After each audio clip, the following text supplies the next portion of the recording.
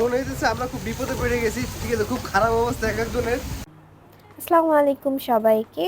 মালদ্বীপ সিরিজের last part নিয়ে আসলাম। কখনো সমুদ্রের মাঝে ঝড়ে পড়েছিলেন? চলেন আজকে আপনাদের ঝড়ের গল্প শোনাই। তো সকাল সকাল উঠে আমরা রেডি হয়ে গেছি। আজকে আমরা স্নোরকেলিং করব, কোরাল কোরাল দেখব, আর আমরা যাব ডলফিন দেখতে। আমরা খুবই এক্সাইটেড ছিলাম, কিন্তু স্পটে পৌঁছানোর সাথে সাথেই আকাশ পুরো কালো হয়ে গেল, আর চারদিকটা এত ঠান্ডা বাতাস বইছে। আমরা তাও রেডি হচ্ছি যে আমরা তো নামতে পারবোই, কিন্তু যখন বৃষ্টি আসা শুরু হলো আস্তে আস্তে চারদিকে অন্ধকার হয়ে যাচ্ছিল, কিচ্ছু দেখা যাচ্ছিল না।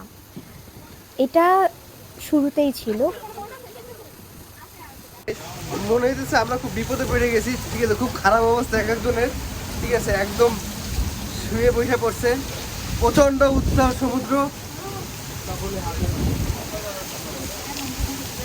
বৃষ্টি হইতেছে, আকাশ ডাকতেছে, একদম রিয়েল।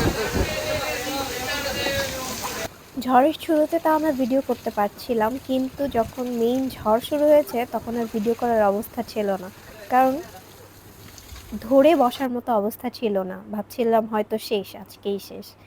বাট তাড়াতাড়ি করে আমরা মাফুসি চলে যাই, মাফুসি থেকে হুলুমালে ব্যাক করি, আমরা হুলুমালেতেই থাকবো।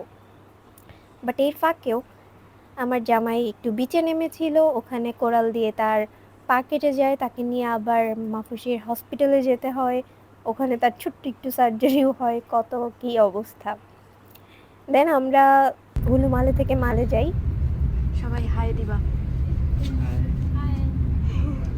দোতলা বাসে করে আলহামদুলিল্লাহ আমরা যেখানে যাই সেখানেই আমাদের ফ্রেন্ডস হয়ে যায়, পরিচিত হয়ে যায়। সো এখানে আমরা ৩টা কাপল একসাথে হয়ে যাই।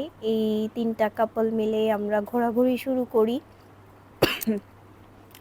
এই যে বিল্ডিংটা দেখতে পাচ্ছেন, এইটা মালদ্বীপের সবথেকে উঁচু বিল্ডিং মালে সিটিতে।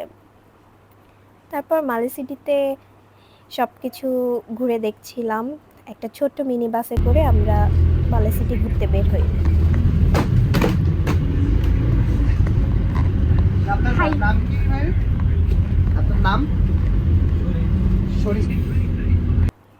আমার সামনে যে ভাইটি ছিল উনি বাংলাদেশি একজন ভাই, সে আমাদেরকে পুরো সিটিটা ঘুরে দেখিয়েছিল এবং আমাদেরকে পপকর্ন খাইয়েছিল। So thank you so much ভাই। আর মালে সিটি অনেক খুব বড় না, কারণ ছোট ছোট দ্বীপেই। খুবই ভালো লেগেছে আমাদের ঘুরতে। আর বাট মনের মধ্যে একটা কষ্ট ছিল যে স্নোকেলিং করতে পারলাম না। এইটা হচ্ছে কিং সালমান মসজিদ, যেটা আমাদের এয়ারপোর্ট থেকেও দেখা গিয়েছিল। তারপর রাতের ভিউ এনজয় করছিলাম। এটা মালে সিটিতেই। তারপর আমরা আবার রওনা দিই হুলুমালের জন্য। হুলুমালেতে গিয়ে আমরা ডিনার করতে বসে যাই একটা ইন্ডিয়ান রেস্টুরেন্টে। আমরা ৬ জন একসাথে খাওয়া দাওয়া করি, অনেক এনজয় করি। তারপর হুলুমালের সিটিতেই হেঁটে হেঁটে আমরা ঘুরে দেখছিলাম রাতের বেলা। তারপর রিসর্টে চলে যাই, ঘুমিয়ে পড়ি। সকালবেলা হলে ব্রেকফাস্ট করে আমাদের রিসর্টের সামনে এই গভর্নমেন্ট বিল্ডিংগুলো ছিল।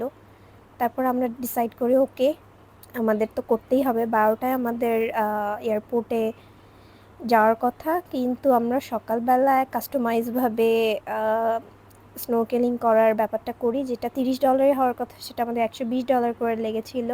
বাট আলহামদুলিল্লাহ আমরা করতে পারি, অ্যান্ড মাশাল্লাহ আলহামদুলিল্লাহ যে আমরা এটা করতে পেরেছিলাম, না হলে আসলে আমাদের অনেক বড় মিস হয়ে যেত, রিগ্রেট থাকতো।